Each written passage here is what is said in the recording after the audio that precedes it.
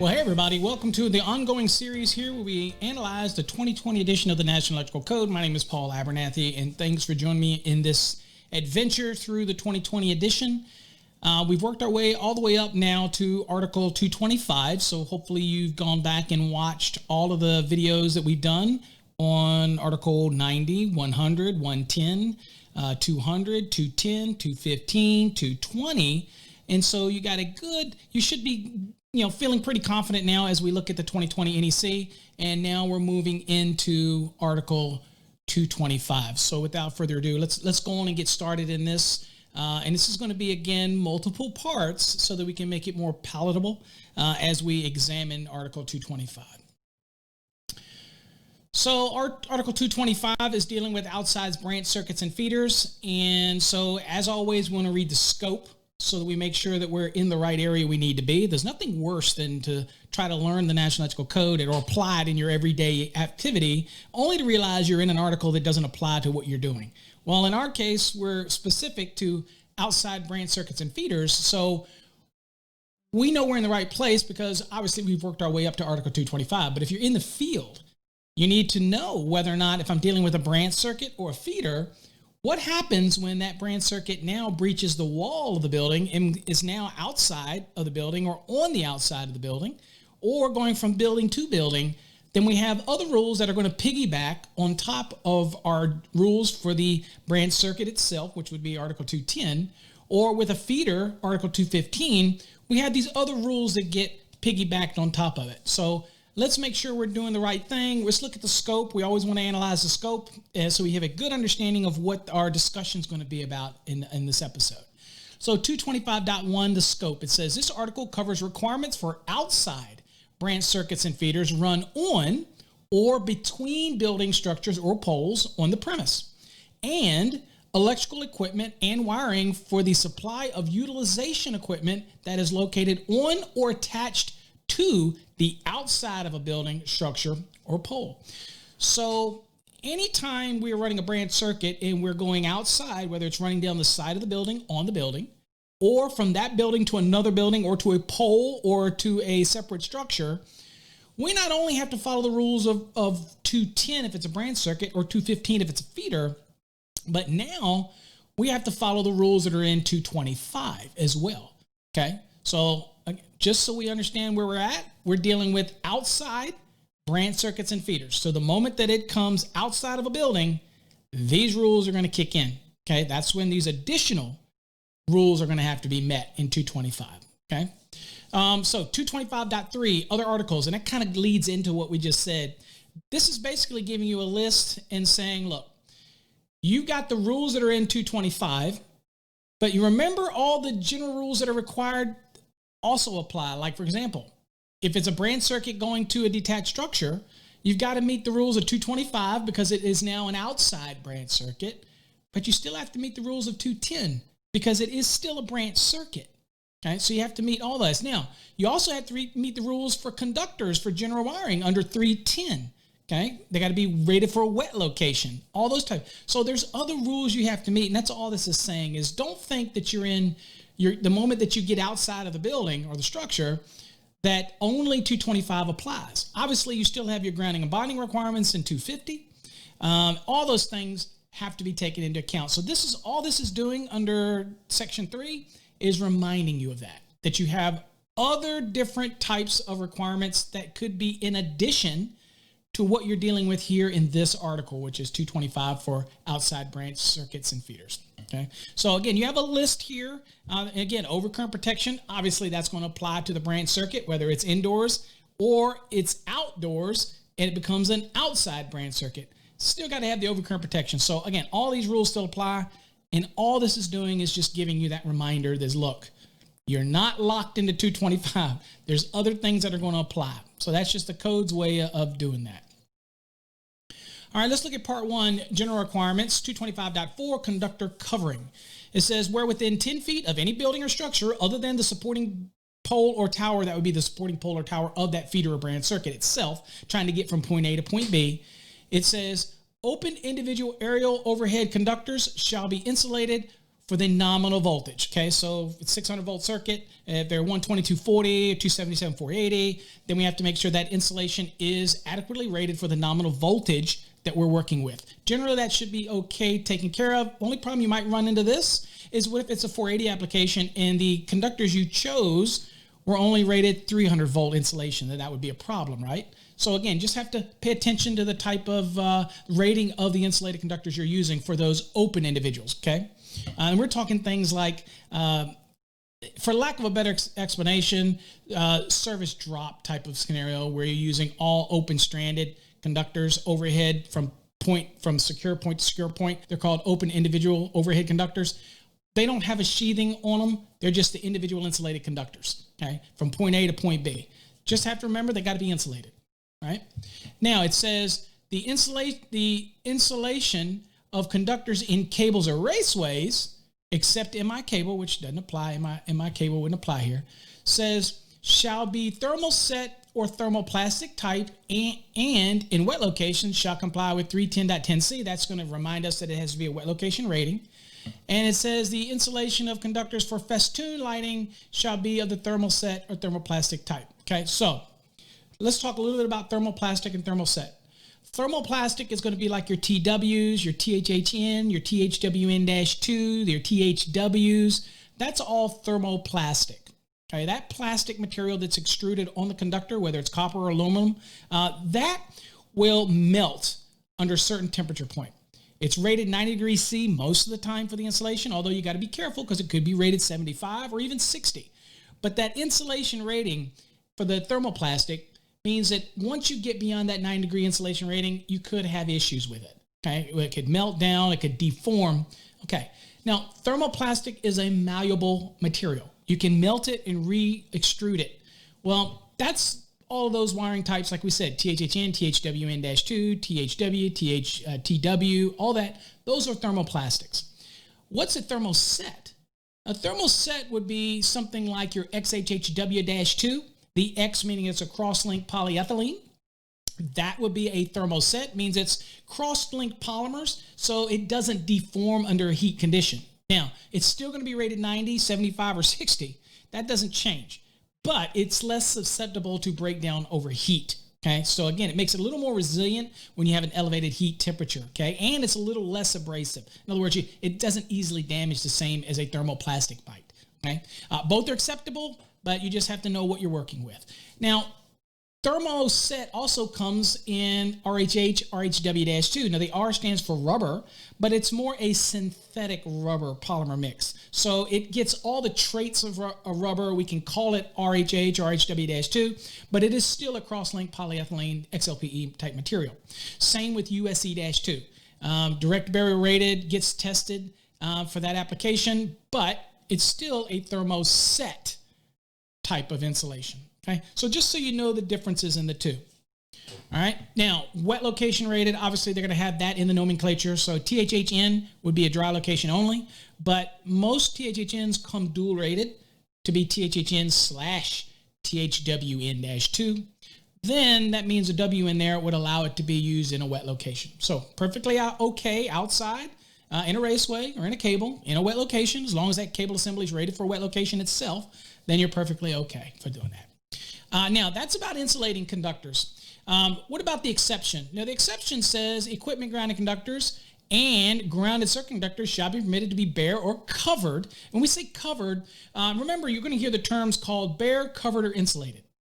Bare sounds like what it is. It's just bare, no insulation. Covered means it's bare inside of a covering. For example, would be an SE service entrance style U. You have a covered grounded conductor inside of it. It's not insulated. It's permitted to be bare, but it's inside a covering. Okay, so that's kind of covered. Now, as it says here, equipment grounded conductors and grounded circuit conductors shall be permitted to be bare or covered. Well, equipment grounds are permitted to be bare in 250.118. It tells us right there in number 1, it says it can be bare, covered, or insulated. And of course, the covered aspect of this, a great example of that would have been an SE style U, which has a bare grounded conductor inside of its cable assembly. Okay, those are just some examples of permitted uses that are stated elsewhere in the code. that would allow you to do that. And so that's really what that means. But the general rule is, if it's going to be within 10 feet of a building or structure, other than the supporting poles or towers, then the individual open conductors have to be insulated. If it's going to be in a raceway or a cable, then it also has to be insulated with either a thermoset or a thermoplastic type of insulation. And it has to be rated for the environment, which again would be a wet location. Okay, so that kind of gives you a really deep dive into 225.4 for conductor covering. The next thing we're going to look at is 225.5, which is size of conductors, 1,000 volts nominal or less, which is probably what we're going to work with the most. So we've got this, and it says the ampacity of outdoor branch circuit and feeder conductors shall be in accordance with 310.14 based on the loads. Again, so 310.14 is going to give us a bunch of information about loads, and it's going to direct us to things like 310.15. But basically, you're going to do this the same as you would for the branch circuits. Again, it's not really any different here just because it happens to be an outdoor branch circuit feeder. Okay, same general rules are going to apply. It also tells the same for the loads that are determined under 210.10 and Part 3 of Article 220. If you remember that 220 deals with calculations, so this is talking about how you would come up with the load calculation for that branch circuit or that feeder application under 220.10, or again, dealing with Part 3 of Article 220. We covered this kind of when we did our 220 calculations. All right, the next is, and I should mention that 225.5 is nothing for you to overly think about. You're going to do this anyway inherently. You got to worry about the conductors, the ambience. You got to worry about the number of current carrying. You still have to worry about all that. You still have to worry about the load. You're going to size things to the load. Okay, so at the end of the day, that's all 225.5 is really telling you. So don't get too bogged down with it. It's just saying, hey, remember how you size things to the load and follow all the rules in 310.14, which ultimately is going to direct you to 310.15. And then, of course, at some point to 310.16 for ampacity of conductor. Just follow the rules. That's all. That's all it's saying. Just follow the rules. Y'all already familiar with those rules. All right, so 225.6, conductor size and support. So this is broken down into overhead spans and festoon lighting. So the overhead spans is any application where we're going to run conductors overhead, obviously as outdoor branch circuits or feeders from point A to point B. Then we've got some individual conductors. Again, individual conductors is what we're talking about. And it says that they shall not be smaller than the following. So we're talking about conductor size shall not be smaller than the following. All right, so we've got a 1 and a 2 here. Number 1 is what we're probably going to deal with the most because this is 1,000 volts nominal or less. But again, 2 is going to look for over 1,000 volts. So if you're one of those electricians that deal with over 1,000 volt applications, don't worry. This has got you covered for those overhead spans as well for those over 1,000 volt situations. Now, here's what it says in number 1. It says for 1,000 volt nominal or less, which again is probably what we're going to deal with the most. It says 10 copper or 8 aluminum for spans up to 50 feet in length.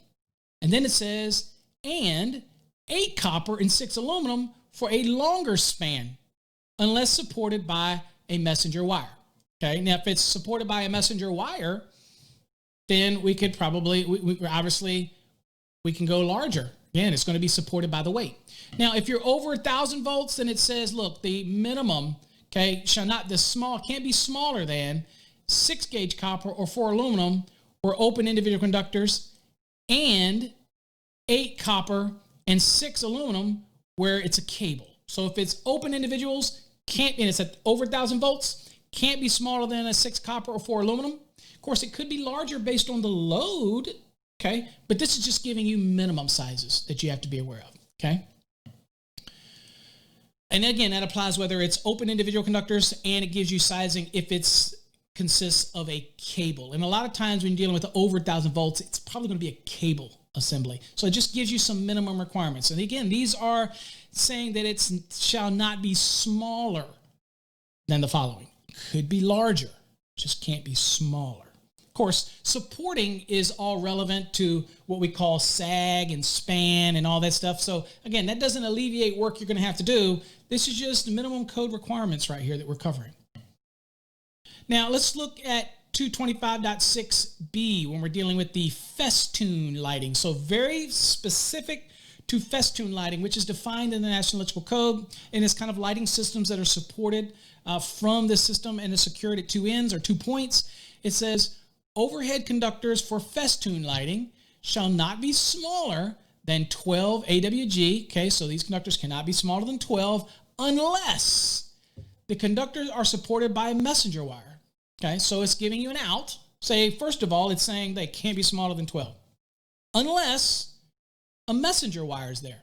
And if you don't know what a messenger wire is, go to 396, because basically that's a supporting system from point A to point B, say building to a building, that actually takes the weight. So the weight is not on the conductive material. It is actually a supporting mechanism, okay? And you can go smaller than 12 if it's supported by a messenger, because the messenger would be really supporting the weight, not the conductive material, okay?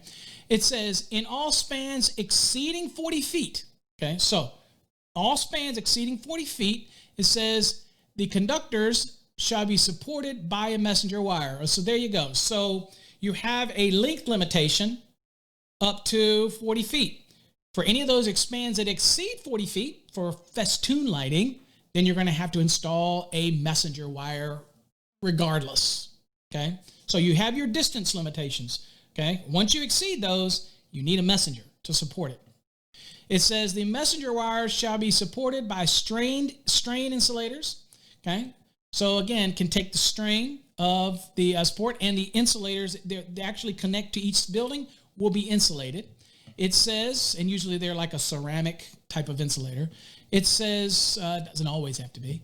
It says conductors or messenger wires shall not be attached to any fire escape, downspout, or plumbing equipment. Now, I guess this came about because people did this. I would hope not.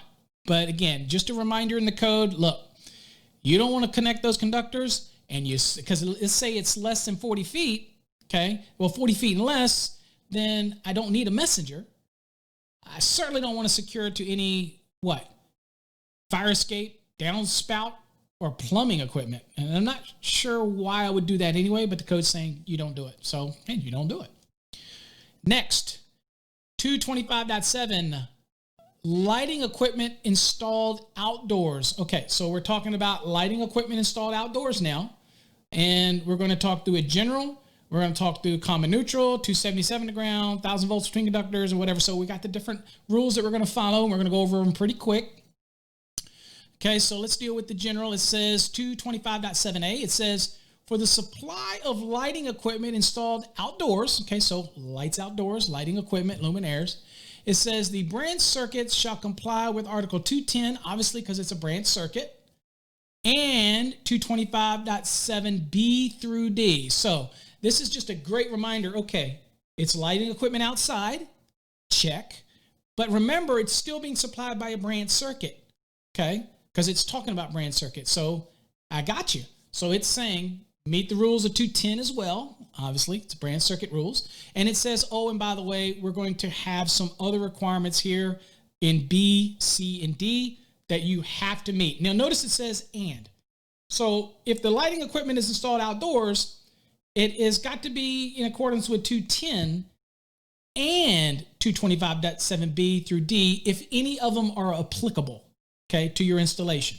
So let's look at B. So B says, okay, if I have a common neutral setup, okay, it says the ampacity of the neutral conductor, okay, shall not be less than the maximum net calculated load current between the neutral conductor and all ungrounded conductors connected to any one phase of the conductor. And this is interesting because I have people ask me all the time, if I have a shared neutral, common neutral, between, let's say, phase A and a phase B, if I've got 20 amps on A and I have 20 amps on B, then I have 0 on the neutral, okay? AC system, okay? We're 20, you have A and B, you have 0 traveling on the neutral, okay? 20 on leg A, 20 on leg B, cancels out, you have 0 on the neutral. However, the maximum potential on that neutral is if I had 20 amps on A and I had nothing on B, then the neutral is going to see 100% of that load. So the maximum would be 20 amps on the neutral.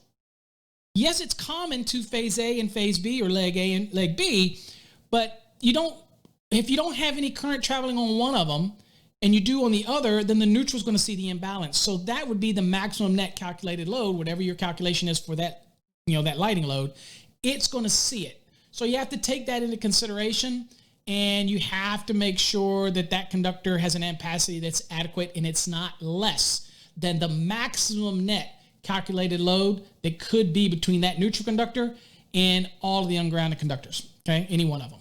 Okay, so again, basically, long story short, make sure that neutral can, if it's a common neutral setup, that it can actually handle the maximum net calculated load current, okay? And basically, as I said, phase A, phase B, leg A, leg B, leg 1, leg 2, whatever you want to call it, if I have 20 amps on one and 0 on the other, then that neutral, if it's a shared neutral, then, or a common neutral, then it's going to see exactly the same draw that you would see on the phase conductor.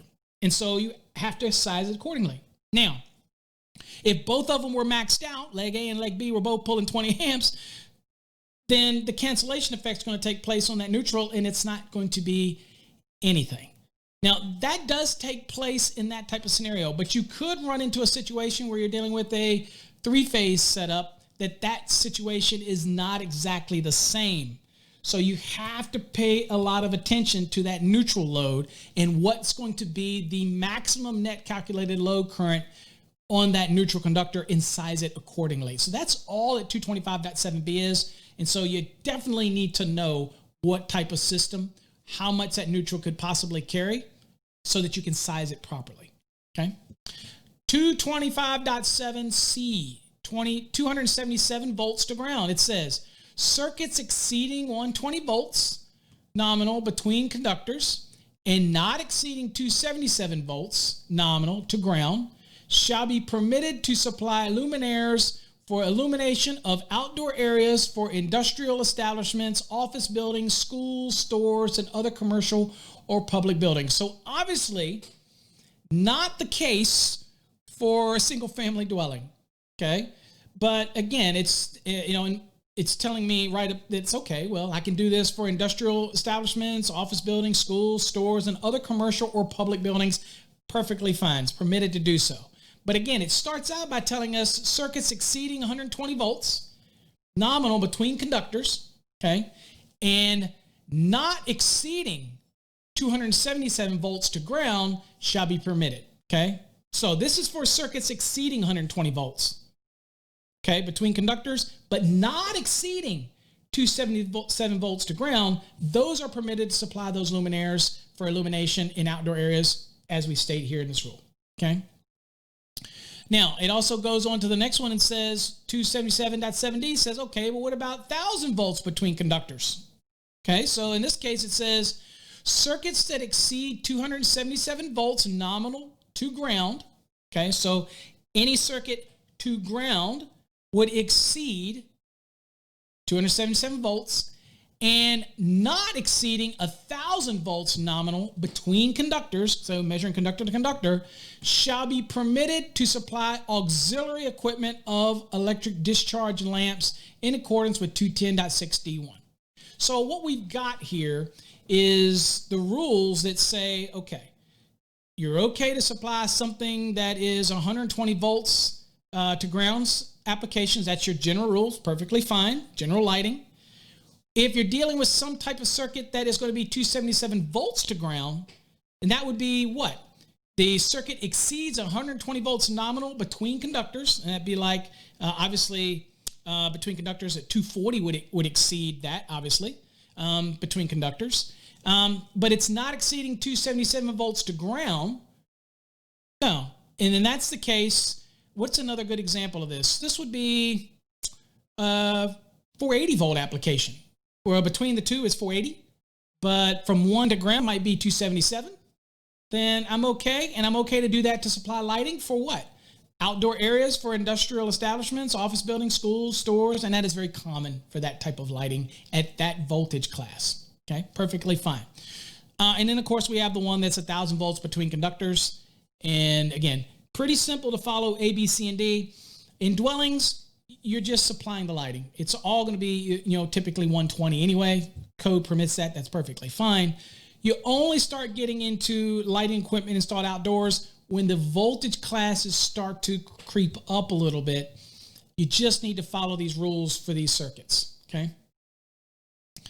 All right, the next thing would say is 225.10, which is wiring on buildings or other structures. So this is the installation of outside wiring on structures or buildings shall be permitted for circuits not exceeding 1,000 volts nominal as the following. So as long as the circuits are not exceeding 1,000 volts, so 1,000 volts or less, because that would not exceed 1,000. Makes sense. Could have said it a little differently. So you have a long list here. Auxiliary gutters, busways, cable trays, cable buses, EMT, FMC, IMC, LFMC, LFNC, messenger support wiring. Again, we talked about that a little earlier. Open wire on insulators. Again, from building to building, open wire is used very often. RTRC, RMC, PVC, and again, type MC.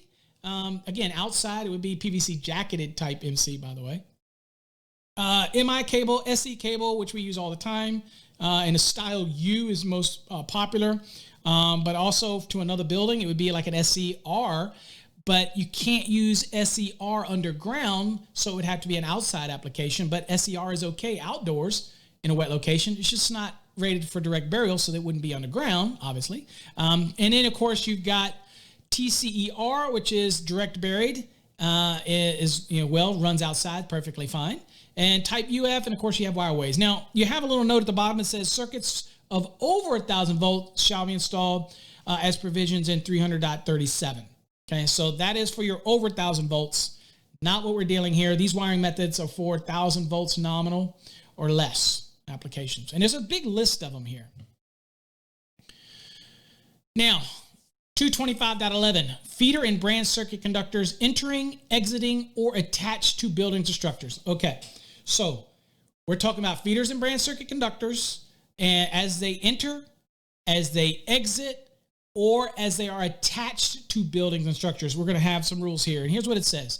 It says feeder and branch circuit conductors entering or exiting buildings or structures. Of course, in order to become an outside branch circuit or feeder, it's going to have to exit the building, okay? And when it gets to the next building, it's obviously, if it's a building, it's going to have to enter, okay? So we get that.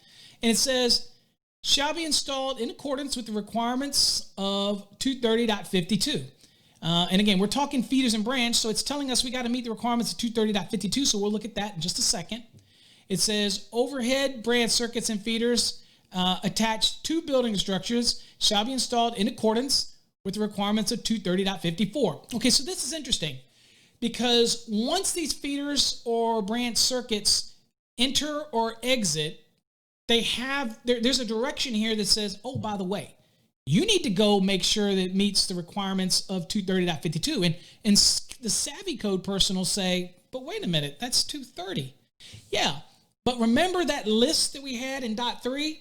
Services was in that list. So 230 was in that list. So that means that it might make reference to some of the rules that are in 230 that you have to follow where referenced so that they don't have to regurgitate them here. Okay, they can reference it somewhere else. We do this a lot throughout the code. So it's telling you right here, when it comes to entering, exiting, or attached to building or structure, by the way, you got to meet the requirements in 230.52. So we'll click on that and see what that says. It says individual conductors entering buildings or other structures. It says where individual open conductors enter a building or other structure. Okay, so again, we're talking about these open conductors here. They shall enter through the roof bushing or through the wall in an upward slant through individual, non-combustible, non-absorbent insulating tubes. Drip loops shall be formed on the conductors before they enter the tubes. So basically, this is kind of the same thing we would do under services, creating drip loops. So you're going from point A to point B. If you're going to run open individual conductors, and you're going to run this from point A to point B, then as they come together to go into the building, then you want those conductors to actually go through these individual openings, and you want drip loops on them to be able to get from point A to point B. Again, kind of similar like we would do with services. Makes sense, right? Okay.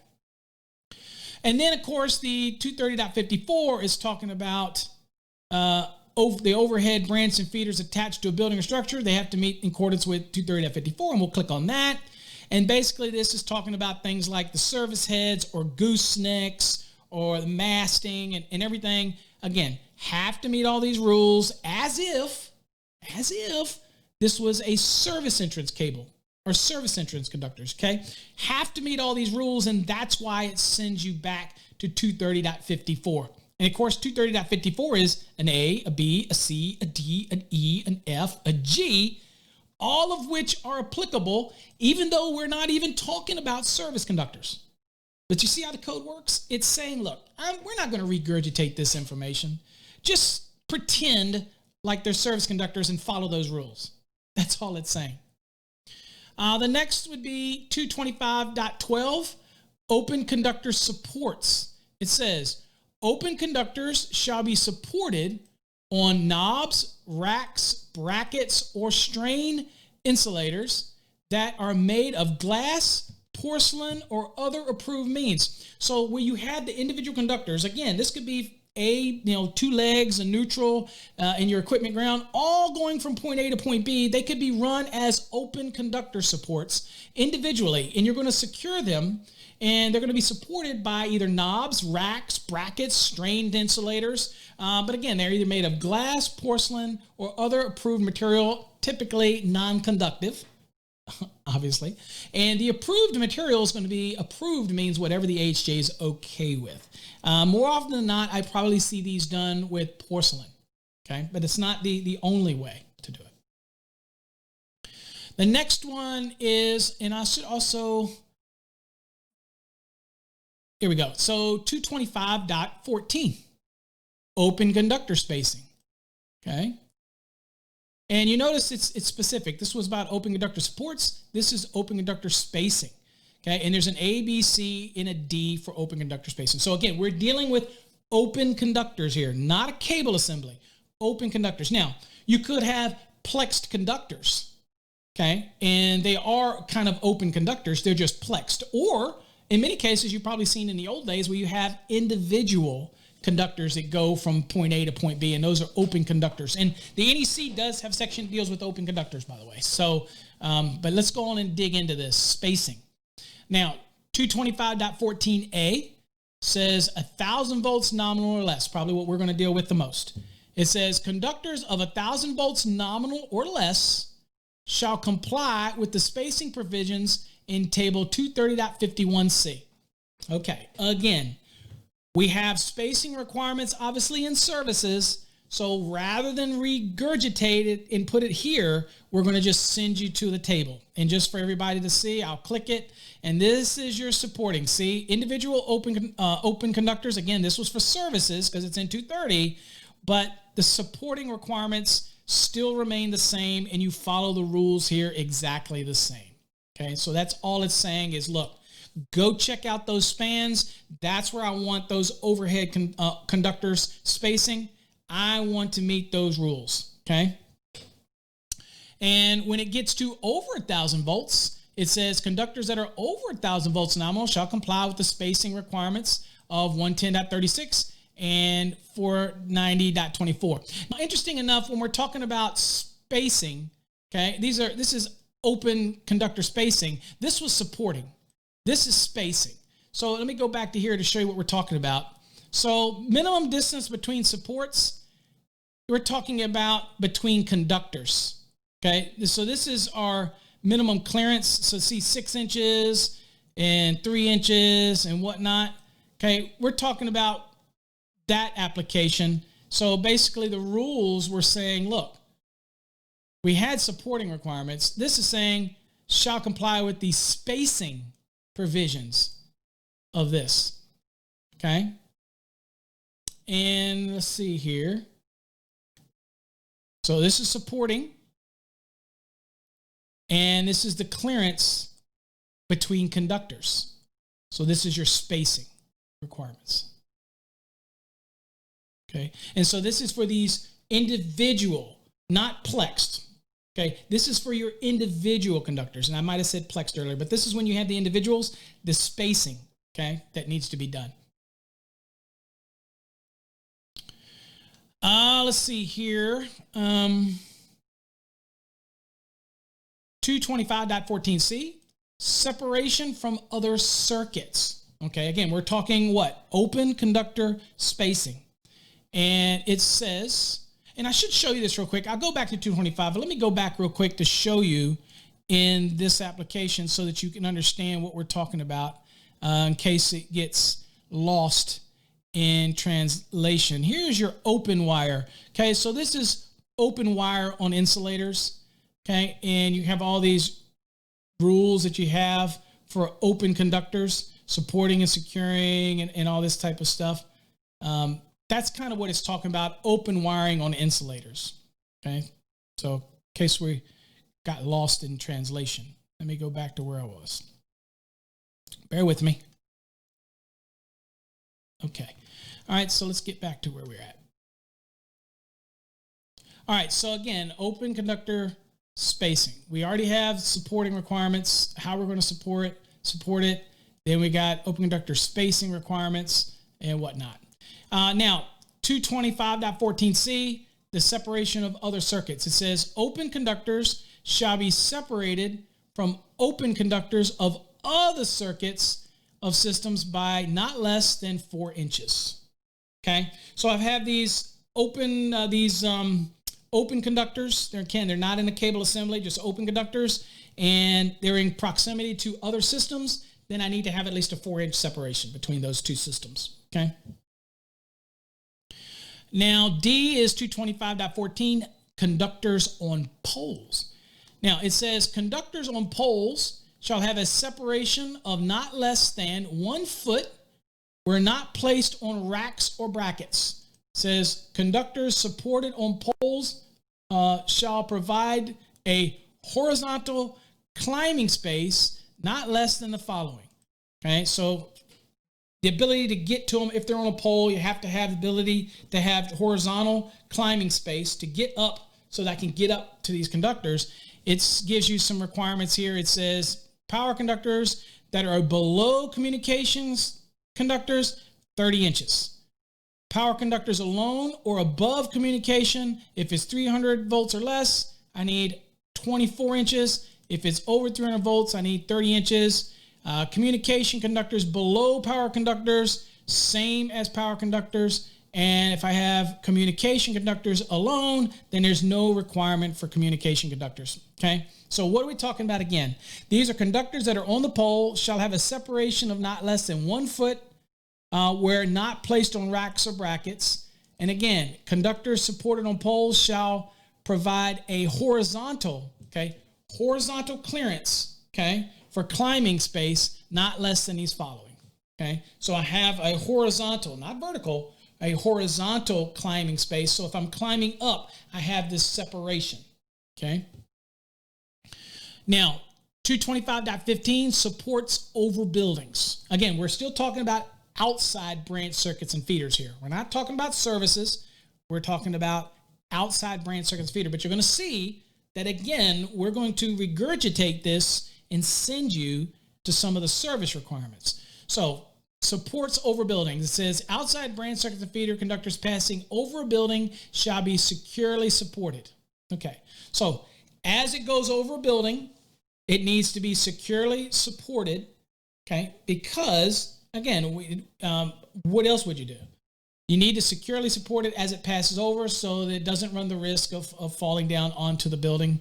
So, again, it's just giving you a statement as it's outside, as it passes over a building, then it needs to be securely supported. Now, kind of the differences when it came, and we're going to see some other information here in a minute, but when you think about the branch circuits or feeders that are going over a building, now they are protected by an overcurrent protected device. When it comes to service conductors that pass over a building and you have certain different clearances, and we're going to see the clearance heights requirements in a minute, but it is more of a hazard, obviously, with services than it is with feeders or branch circuits. Now, that doesn't mean that it doesn't create a hazard, because if they're up there and you don't have clearances, then you could come in contact with them and damage them.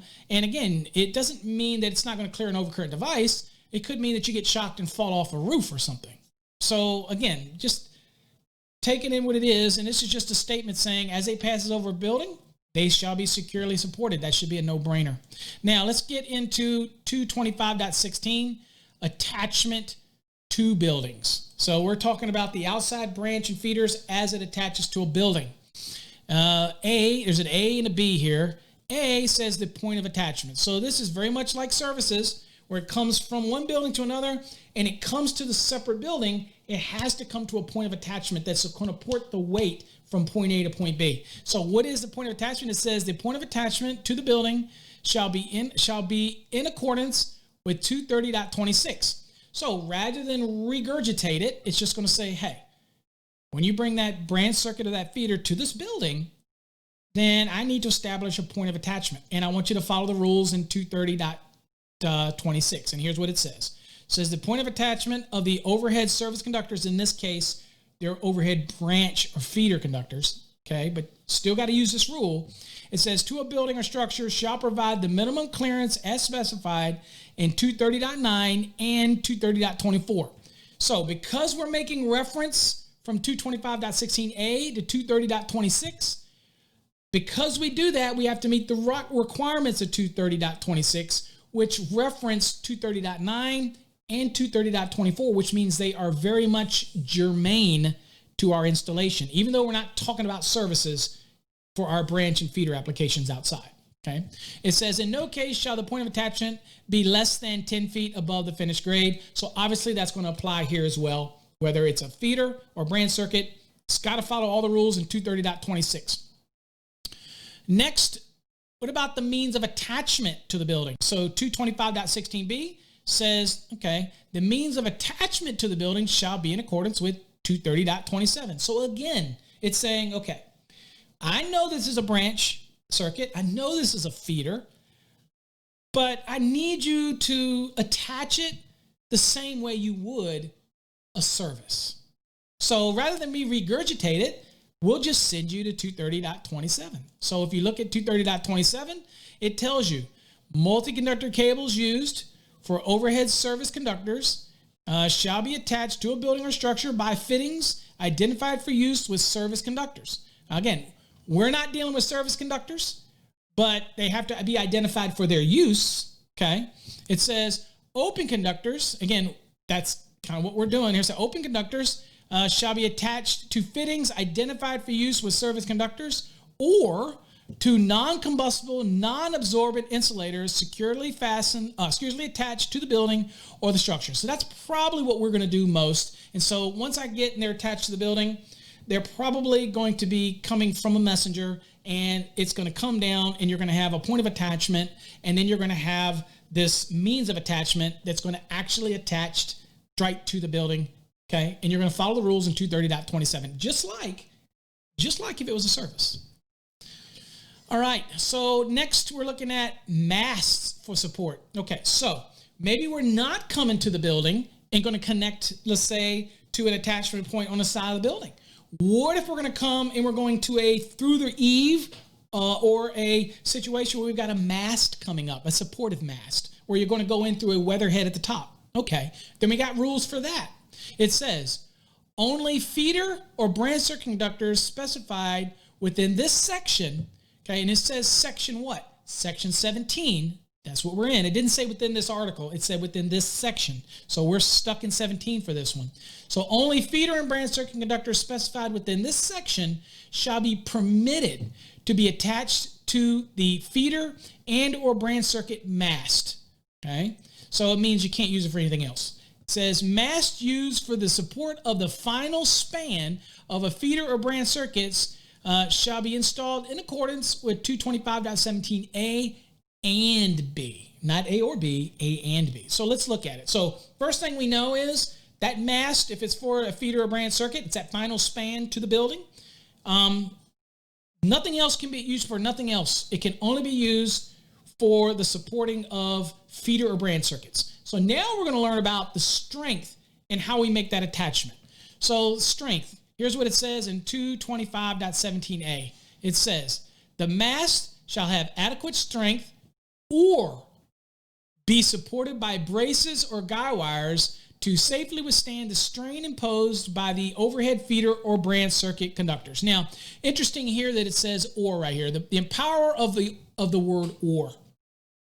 So I could use a mast of adequate strength, which could be arguably rigid, intermediate, but it says or be supported by braces or guy wires to safely withstand the strain imposed by the overhead feeder or branch circuit conductors. So it could be some other supporting system, okay, that is something that I'm not going to really dig into because, again, people will say, well, maybe I could use Schedule 80 PVC as long as I have support or braces or guy wires and they're designed. Well, the problem with that is the support and braces of guy wire, and I get this question quite often, the supported and braces of guy wire, as PVC heats up, it gets real flexible. So the problem is, even though they have the guy wires, it still could melt and it still could get weak depending on where you're at. And even though you've got the guy wires and things, it could kind of fall down. However, I have seen applications where people extend a separate supporting mechanism up higher, like maybe a piping system or grid system, and then they bring up PVC and actually turn it, and that's the PVC is actually being mounted on a structure. Okay, I don't guess I have any problem with that because that's a brace that is designed to withstand the strain that's imposed on those overhead. Okay, I'm going to leave that to you and your interpretation. I know that people don't like the word or in there, but when we think something that's adequate strength, we immediately think about rigid, intermediate. Okay, but there's some people that would say RTRC, for example, resin type of conduit has adequate strength. Okay, maybe it does. Maybe the inspector would say, okay, but you're going to need braces or guy wires to withstand that. Okay, I'm not here to influence your opinion. I'm just here to give you what the code says. And it does say has to be adequate strength or be supported by braces or guy wires to safely withstand the strain imposed on us. That means it might not be considered adequate strength standalone. It needs something else. I'm going to leave it at that because, again, it creates all types of what-if moments. Now, here it also says hubs intended for use with a conduit serving as a mast for support or feeder for support of feeder or branch circuit conductors shall be identified for use with a mast. Okay, so again, if you have a hub, it needs to be identified for that application to be able to support the actual weight of the conduits that'll be going into it to be utilized as a mast assembly. Okay, now 225.17b is talking about the attachment now for that mast. It says feeder and or branch circuit conductors shall not, okay, so it's a mandatory requirement. It says shall not be attached to a mast where the connection is between a weatherhead or the end of a conduit and a coupling where the coupling is located above the last point of securement to the building or other structure, or where the coupling is located above the building or the structure. Now, the reason here is they're really concerned with that final span where you have a coupling and then you have the portion that goes up to like the weatherhead where you're going to have the conductors come in because the coupling creates a weak point. Okay, so again, it's just giving you some guidance on that. Most of the time we come up and we're not, because again, a stick of I can't say stick, but you can say joint. It usually comes in 10-foot pieces. Right? So that would be really, really, really high. So you should be able to get from a securement point to the weatherhead without the need of a coupling. So again, just for context, let's make sure we're clear. For the attachment, it says feeder or branch circuit conductors shall not be attached to a mast. Okay, so not attached to a mast where the connection is between, the connection of the to the mast is between a weatherhead and the end of a conduit and a coupling where the coupling is located above the last point of securement. So you've got securement, you've got masthead, you've got a coupling that rises up beyond that last point of securement, and it's in between the masthead and the last point of securement, don't want you to be able to use that, okay? So we don't like this, basically this floating coupling, okay? And it goes on to say, or where the coupling is located above the building or the structure. So again, it just reiterates and say, I don't want that coupling above the building surface, like through the eave up there. You have a coupling, then you don't want to use that mast or that. Again, the weak point is at the coupling, okay? Let's see here, 225.18. And all this reminds me of about attachment is that I need to plan out my installation, right? Now, 225.18, clearances for overhead conductors and cables. Says for overhead spans of open conductors and open multi-conductor cables, like a service drop, for example, or something like that, a 4-conductor plexed type of assembly. It's saying, again, they're open multi-conductor applications. They're just all twisted together. It says, of not over 1,000 volts nominal shall have a clearance of not less than the following. So I've got 5 situations here. The first one is 10 feet. It says, okay, so that overhead span, okay, I have to have a clearance not less than 1, 2, 3, 4, 5, depending on their condition. So not less than 10 feet above finished grade, sidewalks, or from a platform or projection that will permit personnel contact where the voltage does not exceed, okay, 150 volts to ground and accessible to pedestrians only. Okay, so sidewalks, finished grades, I have to make sure that it is what? At least 10 feet above that. Very similar to what we saw for services, okay? Very similar. Only difference here is they've regurgitated this part of it.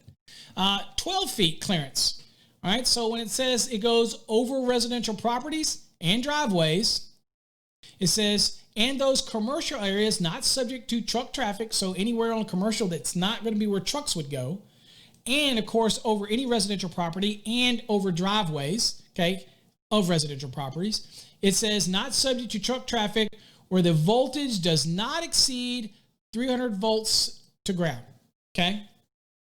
So in this case, any of these 12240s, there you go. Any 277, 480, for example, that would be 277 to ground.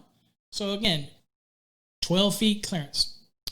Now, 15 feet, it says for those areas listed in 12-foot classification, which is what we just looked at, where the voltage exceeds 300 volts to ground. So that's going to be your applications where you're going to have an excess of 300 volts to ground.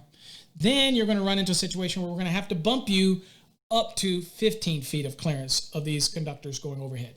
Okay. 18 feet says over public streets, alleys, roads, parking areas subject to truck traffic, driveways, or on other than residential property and other land traversed by vehicles such as cultivation, grazing, forests, and orchards. Okay, so we're kicking the clearance up a little higher here now to 18 feet. If you're going over public streets, any public alley, any roads, and again, I guess it would be private alley as well, parking areas that are subject to truck traffic, driveways on other than residential property, because we already have driveways covered under the 12-foot, so we got that covered already, and other land traversed by vehicles such as cultivation, grazing, grazing, forest, and orchard land. We need that 18-foot clearance. Again, remember what we're talking about here. We're still talking about branch and feeders. But this does seem very similar to what we would talk about if it was service, right? Okay, only difference is typically service conductors, like service drops, are outside of the scope of the NEC. But if there's service conductors overhead, then they are under the scope of the NEC, and we have those specific clearances that we do have to follow in 230. Here we're dealing with feeders and branch circuits, but we still going to have those clearances we have to be taken into account. And then, of course, the last one, item 5, is 24 and a half feet. And that in case we run over any tracked rails of railroads. So, again, you have railroad systems that have feeders and branch circuits running all over the place across these railroad switching stations, things like that, where you have a bunch of different tracks, or any case where we're going to have this overhead span of conductors or cables running over it. I need at least 24 and a half feet of clearance. Okay. So again, very, very similar to what we would do, for example, under 230, but this is its own rules for clearance for branch and feeders that are outdoors. Now, 225.19, clearance from buildings or conductors of not over 1,000 volts nominal. Okay, so it says overhead spans of open conductors and open multi-conductor cable, again, plexed individual conductors, kind of like a quadplex, if you will, shall comply with 225.19 A, B, C, and D. Okay, so we got A, B, C, and D. Okay, so let's kind of look at it. So again, what are we talking about?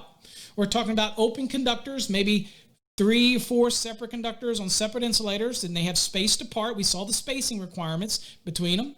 Or maybe we're running a open multi-conductor plexed cable with no sheathing, okay, because these are open multi-conductors and it's plexed. We've got these rules that we have to worry about when we're going for clearances. So let's read it. What is A? All right, well, A is above roofs. Okay. It says the overhead span of open conductors and open multi-conductor cables. Okay, and I want to make sure people understand the context of open multi-conductor cable. We're not talking about tray cable or an MC cable. That's not an open multi-conductor cable. We're talking about like quadplex that would be okay for aerial use or overhead span. That type of thing. And so it makes it easier for people to understand.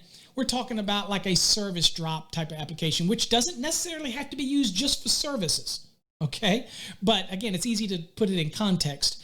Those are individual conductors that are plexed. Okay, so you have what's called open span of open conductors, where you have spacing between conductors, and then you have what's called open multi-conductor cables, okay, which could be plexed. Right? They just don't have a sheathing on them as well. Okay, now it says shall have a vertical, okay, vertical up and down, not horizontal, clearance of not less than 8 foot 6 inches above the roof surface.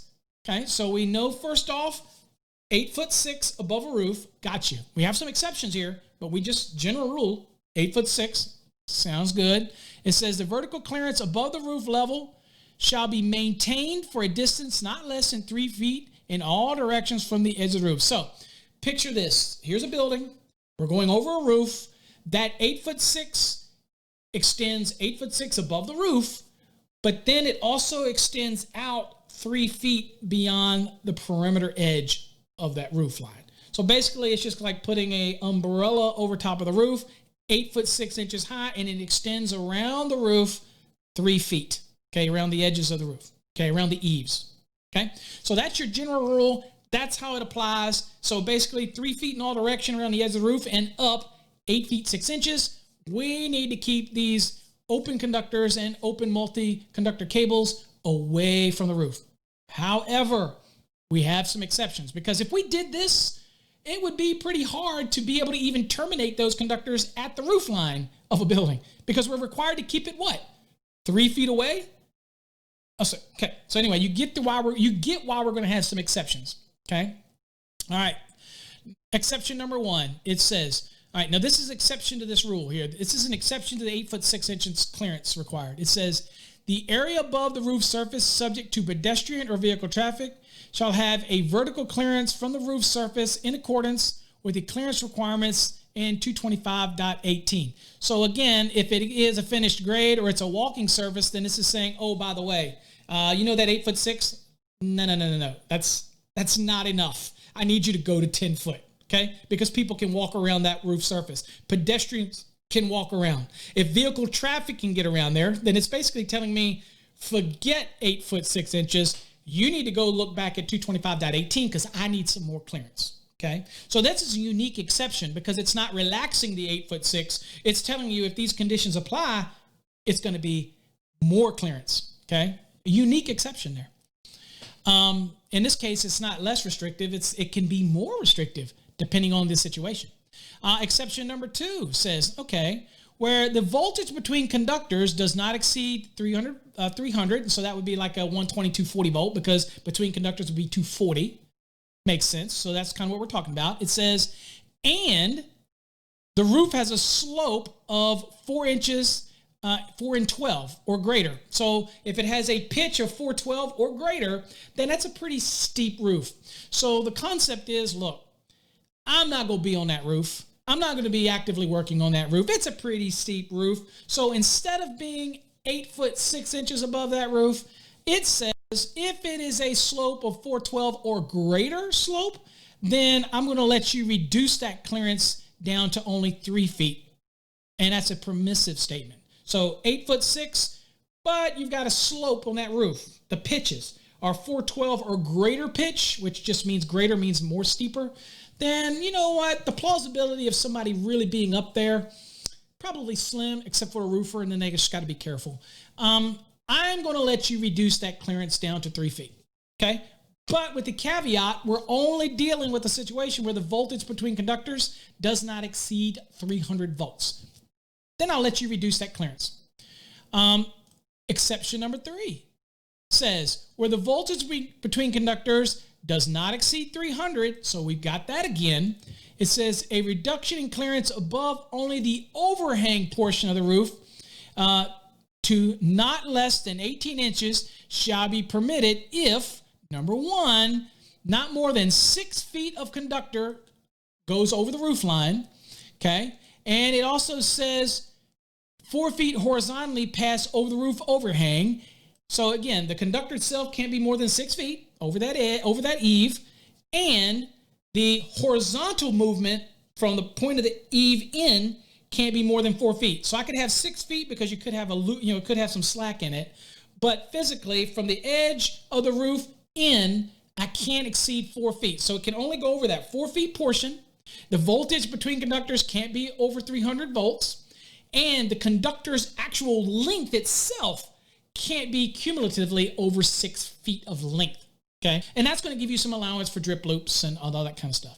And then it also goes, and number 2, they are terminated at a through-the-roof raceway or approved support. So basically, it's talking about where it goes over the roof and it's going to go into a weatherhead of some type.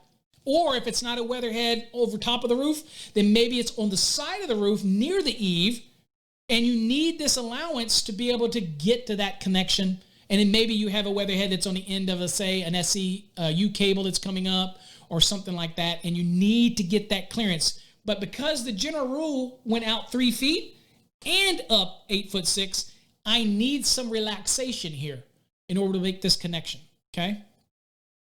All right, so again, so this is going to allow me to do what?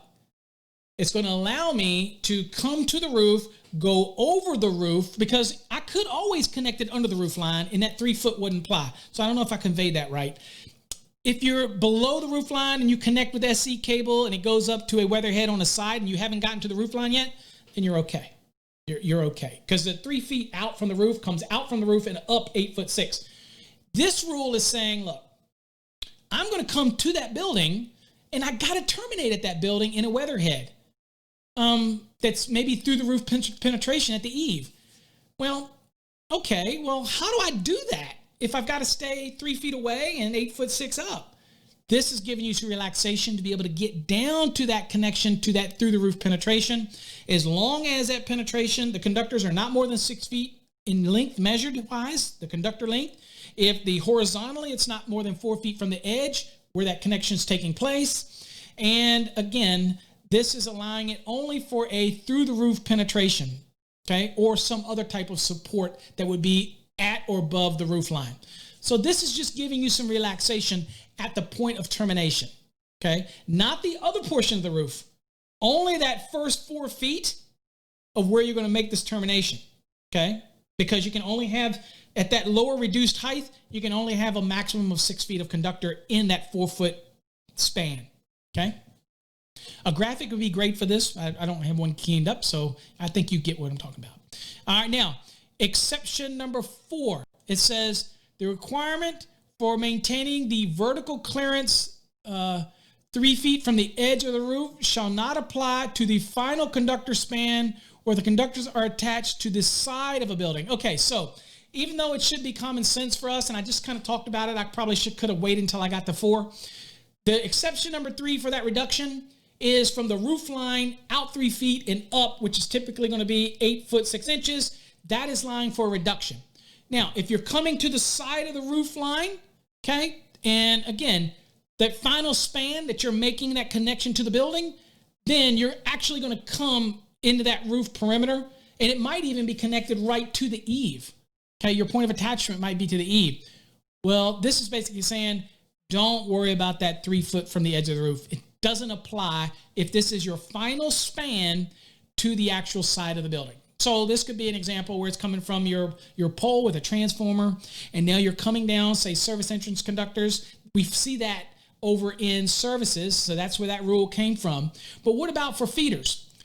Well, I could have a pole with a transformer, and it's, let's say it's rural, and that is your point of attachment. And so now the electrician is going to be running it over, and maybe I have a disconnect at a pole, and now it turns into a feeder, and now that feeder is going to come to the side of my building. Then this rule would apply. Or in this case, what if it's a separate detached building where we're going to be running that feeder or be running that branch circuit over to it? Then that would be the final span, and that's where this rule would come in here. So the reason I bring up the services is because this is very similar to what we did under 230. Now, we haven't looked at 230 yet, but you kind of have a sneak peek at some of those clearances above rooftops, and all those things are going to be required that we have to do for service entrance conductors overhead, okay? Not so much for service laterals and service drops, which are, again, outside of the scope of the NEC, although they're referenced in here, a totally different topic, and we will dig deep into that, I promise you, as we get there. All right, next one. We're looking at 225.19b from non-building or non-bridge structures. It says from signs, chimneys, radio, television antennas, tanks, or other non-building or non-bridge structures, clearances, vertical, diagonal, and horizontal, shall not be less than 3 feet.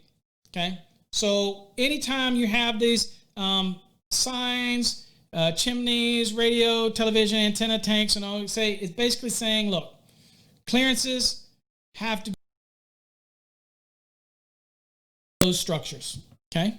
Both vertically, both diagonally, and horizontally, they have to stay away. So we want to make sure we keep those branch and feeders away from those applications.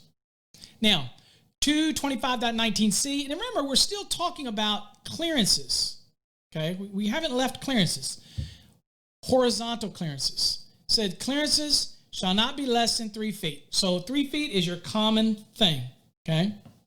These were vertical, diagonal, and horizontal from these things. This is a general statement. Clearances shall not be less than 3 feet. Okay. Horizontal clearances to these feeders and branch circuits overhead. And in 225.19d, that final span. Says final spans of feeders or branch circuits shall comply with 225.19d1, d2, and d3. So again, this is that final leg from wherever it's at down to the building or to the structure or to the pole or whatnot. That's that final leg. Okay, that's what we're talking about here. And when we say final leg, final span, that's to the point where it's connecting to the building or structure or pole. And then it's going to go down to the various equipment or into the building or to the structure, okay? So we're talking about that final span here, that final last leg to the building. It says, final spans of feeders and branch circuits shall comply with 225.19, D1, D2, and D3. So let's look at D1, clearances from windows. Okay, so remember, this is that final span down to the connection to the building. It says, or structure, it says the final span to the building they supply or from which they are fed. So again, whether it's the building they're supplying or from which they're fed. Okay, so from the building or to the building, we have some clearance from windows. It says it shall be permitted to be attached to the building, but they shall be kept not less than 3 feet from windows that are designed to be open and from doors, porches, balconies, ladders, stairs, fire escapes, and similar locations. Okay. Now, remember, again, what we're talking about in 19, we're talking about overhead spans of open conductors or open multi-conductor cables. We're not talking about things like SE cable that's in a covering, okay? We're not talking about conductors that are in a raceway. We're talking about open conductors. We're talking about open spanned type of conductors. We're talking about open multi-conductor cables like quadplexes and things like that. Those are individual conductors that are either plexed or they're separated, okay? But they're open. That's still where we're at. So let's not get off of it. Make sure we stay locked into that. All right. Now, this is, again, very similar to dealing with service conductors or dealing with service entrance conductors, overhead, those type of things. Very similar that you're going to see that we're going to talk about in 230. Okay. So, again, it's got to be kept 3 feet away. Again, now, just so you know, if it was feeders were run in a raceway, it can run right next to a building, window. Okay. We're not talking about in raceways. We're talking about open conductors or multi-conductor cables, open cables like quadplex and things like that. Just want to make sure that we're all on the same page and we don't wander, okay? Now, it does give us an exception. It says, conductors run above the top level of a window shall be permitted to be less than 3 feet.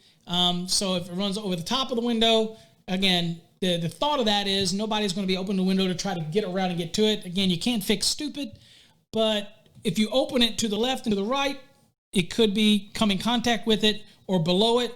But again, left and right. And this only applies to windows. Okay? It doesn't apply to the porches, balconies, ladders. They still have to be 3 feet away.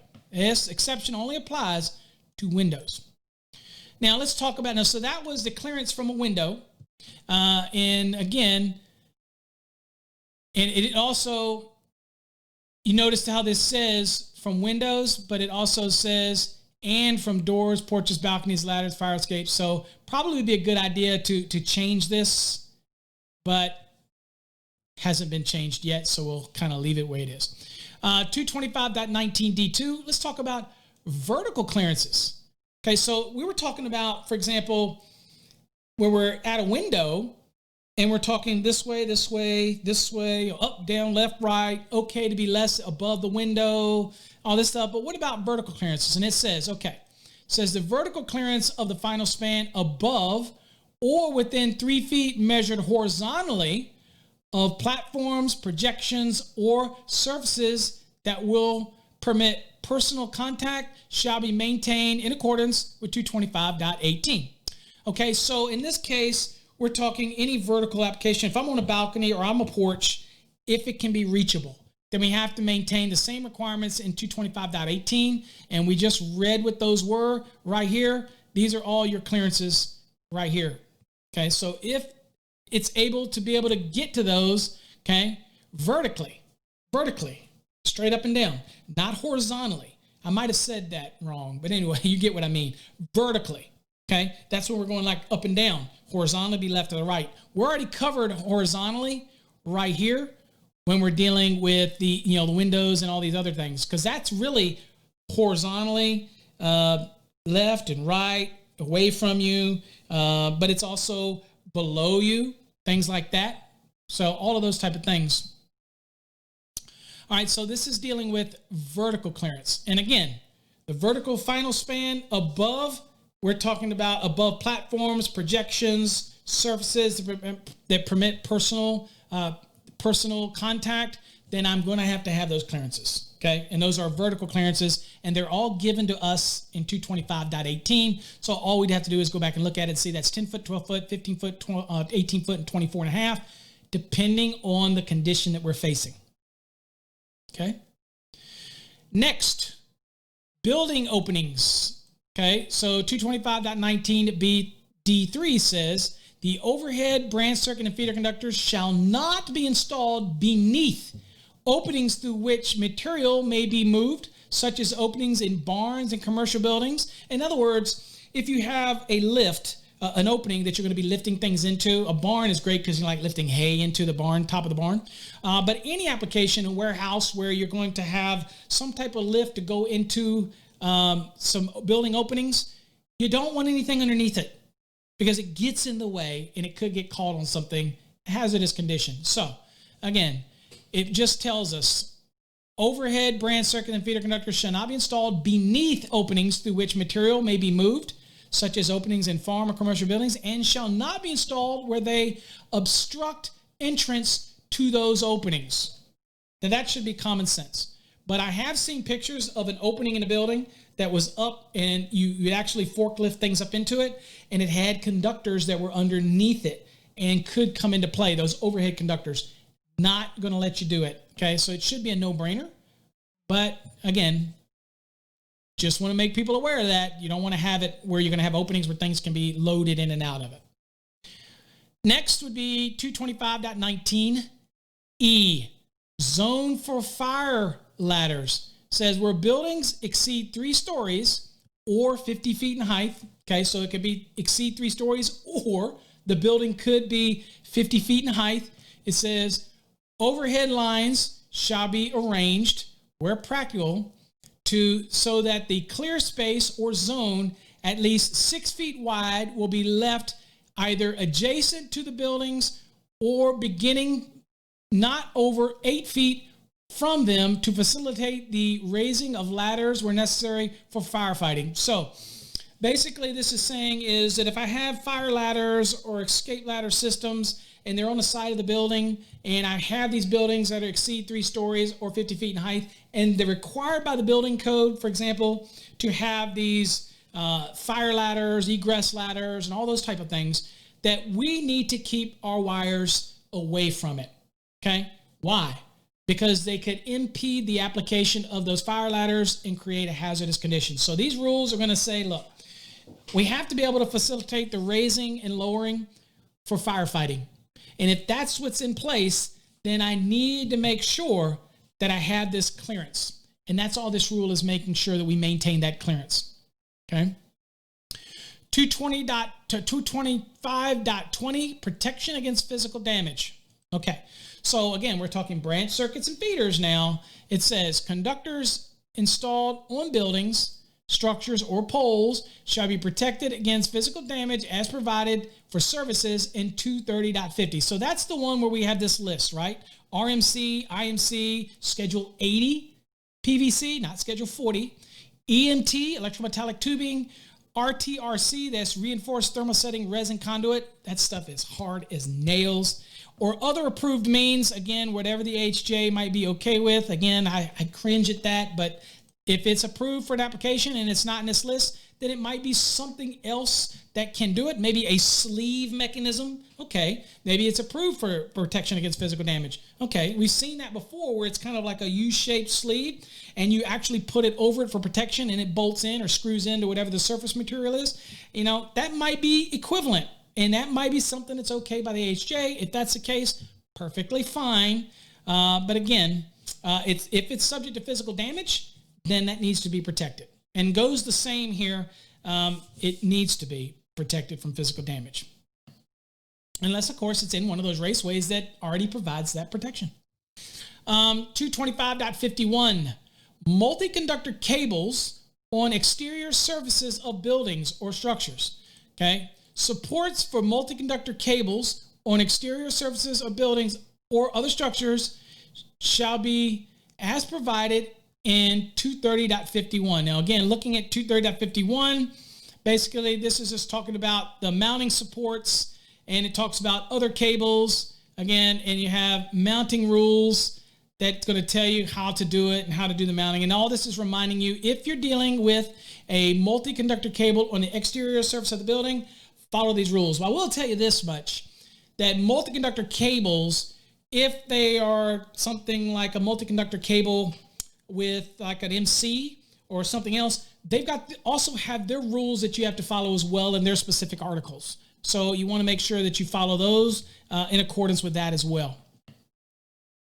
225.22, raceways on the exterior surface of a building or structure. Okay, so we put multi-conductor cables, MC, tray cables, where permitted. Okay, be careful with that. Because technically tray cable isn't allowed to do that, but people do it. Go read 336 and get more information on that. But MC cable mounts on the side of the building all the time. But what are we talking about here? We're talking about raceways. So why did I bring up MC cable? because if you install MC cable on the outside of a building, say PVC jacketed, follow the rules within that article, okay? Secure it and supporting it, okay? Every 6 feet for MC cable, things like that. This, it says raceways. Now, when we say raceways, we're talking about IMC, we're talking about rigid, we're talking about EMT, which is a raceway, although it's not a conduit, it's a tubing. There's different types of raceways, and MC cable is not considered a raceway. So that's the reason I brought it up. That's why it would fall under 225.21, okay? And you need to follow those rules. And I will also, just as again, 230.51, you'll see that it talks about all these rules about supporting and securing and all this type of stuff like this. Again, you just need to follow the rules that are in here, but also, again, just to remind you that cables have their own securing and supporting requirements as well, that you have to be aware of. All right, now raceways, it says raceways on the exterior of a building or the structure shall be arranged to drain and shall be listed and approved for use in wet locations. Okay, so EMT, rigid, IMC, all of those, if it's on the outside surface of a building, another raceway might be a wireway, which is considered a raceway. All of them have to be obviously listed or approved for use, because again, not all are listed when it comes to things like certain applications of gutters and things like that. But you do have to have things like all the raceways that we deal with, EMT, rigid, IMC, all of that, they have to be listed, okay? But you notice it says listed or approved, because you could have an application where you have a raceway that's not required to be listed, but it could be approved for use in wet location. Again, approved means the AHJ is going to have to make that call. It's just telling you it needs to be arranged to drain, okay? 225.24, outdoor lamp holders, okay? Not luminaires, lamp holders. It says where outdoor lamp holders are attached to pendants, the connections to the circuit wire shall be staggered, okay? It says where such lamp holders have terminals of a type that puncture the insulation. In other words, they actually have connectors that actually go over the conductor, and as you tighten it down, it actually penetrates the insulation. Okay, those type of lamp holder connections. It says, and make contact with the conductors. They shall be attached only to conductors of the stranded type, because it allows it to grab into it and the strands can move and it allows it to bite in better. Okay, so again, just remember, if you have those type that puncture insulation and make those connections to those lamp holders, then you want to make sure that it's being done to stranded type conductors, not solid. Okay. 225.25, locations of outdoor lamps.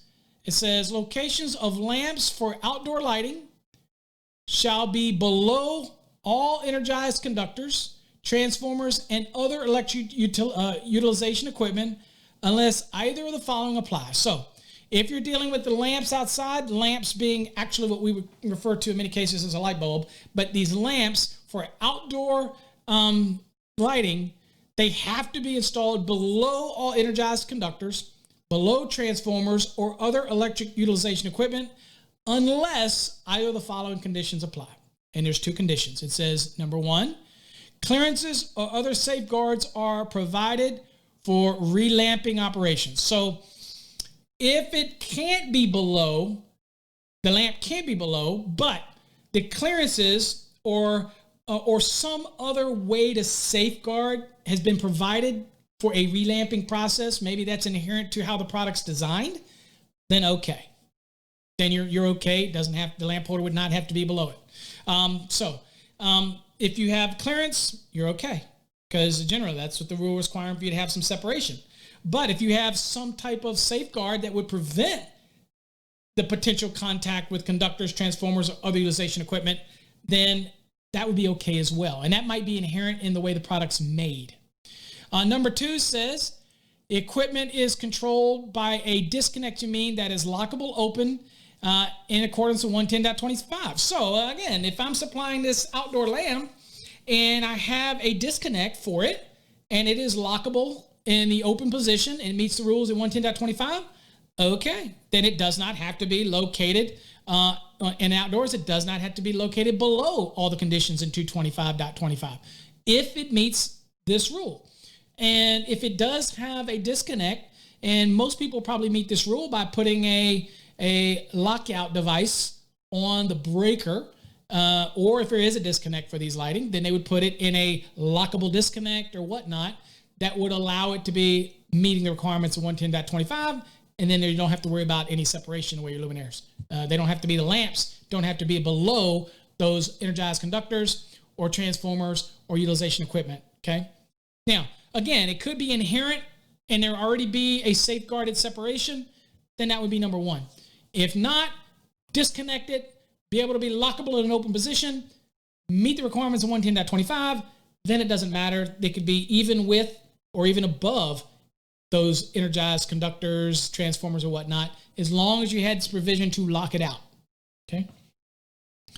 The next one is 225.26, vegetation as a support. Now, this is go without saying, if I'm running something from point A to point B, and I'm going to run it to a tree, okay, and then from the tree over to a building, and I'm using the tree as a support. So here's what it says. It says, vegetation such as trees shall not be used for support of overhead conductor spans. Now, ironically enough, it doesn't say that the tree can't support the box. It just says that it cannot support the overhead conductor spans. Okay? Interesting enough, and we'll leave it at that. But, so, as you're going from point A to point B, if a convenient tree is in between there, you can't just go to the tree as a support for that span between point A and point B. You're not going to be able to use the tree for that support, okay? Or that tree is just an example. It says such as a tree. It could be some other type of vegetation that you couldn't use either, bamboo or whatever sticking up out of the ground, whatever. Can't use that. That would qualify as vegetation. It says such as tree. Didn't say just tree. All right, 225.27, raceway seals. Again, we've done a lot here, and we still don't want to lose sight that we're dealing with what?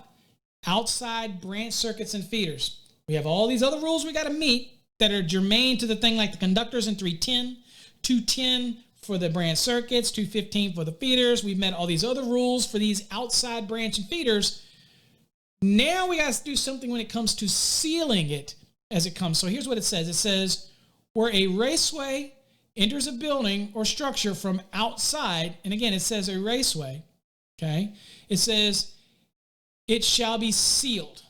Spare or unused raceways shall also be sealed. So just because there's no conductors in it, you're running a spare, doesn't matter, still got to be sealed, okay? Now, it says sealants shall be identified for use with cable insulation, conductor insulation, bare conductor, shield, or other components. Okay, now, little observation.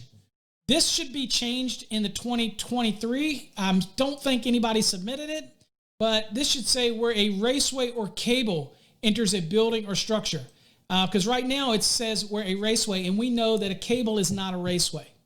Okay, so probably could do a little bit of fine tuning. I'm sure somebody will submit a public input. I guess at this point it would have to be for the 2026 National Electrical Code, because I believe all the public inputs are done, and I don't know that anybody submitted this, because I don't remember doing it. Anyway, so again, so basically it's telling you that they have to be sealed, okay? Now it's also saying that that sealant has to be identified so that it's for use with the different types of insulation, bare conductors. Again, we don't want to have any issue where you're going to have a reaction that takes place because you have some type of sealant that's not, has a chemical in it that's going to have a negative effect on the bare conductor or a negative effect on any shielding or sheathing or insulation itself.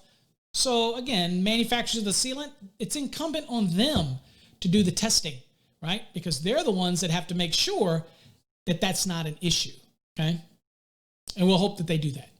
All right, so that's pretty much it, folks, for part one in this series. So again, that was a lot of information. Hopefully you got something out of that. We'll continue on into part two. If you have any questions, like always, down in the comments, post your question about anything that has to do in this topic, and I'll be more than happy to answer them for you. Okay. So until next time, folks, we'll see you in the next episode. Take care. God bless.